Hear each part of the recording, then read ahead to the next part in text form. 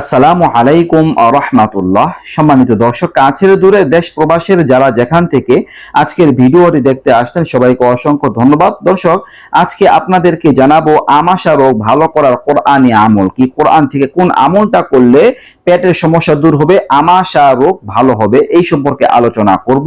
দর্শক, বড় ছোট সবাই এই আমলটি করতে পারেন, বিশেষ করে বাচ্চাদের জন্য এই আমলটা খুবই কার্যকরী। যদি কোনো বাচ্চার আমাশা হয় তাহলে অনেকে কোরআন থেকে আমল চান, তালাশ করেন, তো এই আমলটা করতে পারেন। ইনশাআল্লাহ আপনার সন্তান বাচ্চা আমাশা রোগ থেকে মুক্তি পাবে।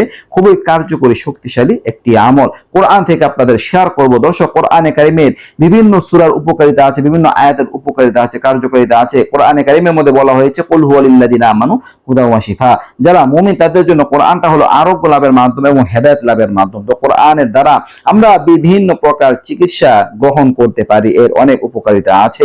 তো দর্শক, আপনারা কোরআনে কারিমের একটি সূরা, যদি আপনার কোনো সন্তানের আমাশা হয়, বাচ্চার আমাশা হয় বা কারো যদি আমাশা হয়, তাহলে কোরআনে কারিমের একটি সূরা 30 নম্বর পারাতে আছে, সূরা বালাদ, 90 নাম্বার সূরা, যার আয়াত সংখ্যা 20টি। তো সূরা বালাদ, লা উকসিমু বিহাযাল বালাদ ওয়া আনতা হিল্লুম বিহাযাল বালাদ ওয়া ওয়ালিদিন ওয়া মা ওয়ালাদ, এই যে আয়াত দিয়ে শুরু হয়। তো এই সূরা বালাদটা একটা কাগজের মধ্যে লিখতে হবে এবং ওই কাগজটা তাবিজের ভিতর ভরে গলার মধ্যে ঝুলিয়ে রাখতে হবে। যার আমাশা হবে তার গলার মধ্যে ঝুলিয়ে রাখবেন। এই সূরাটা একটা কাগজের মধ্যে লিখে তাবিজ বানাবেন, গলার মধ্যে ঝুলিয়ে রাখবেন।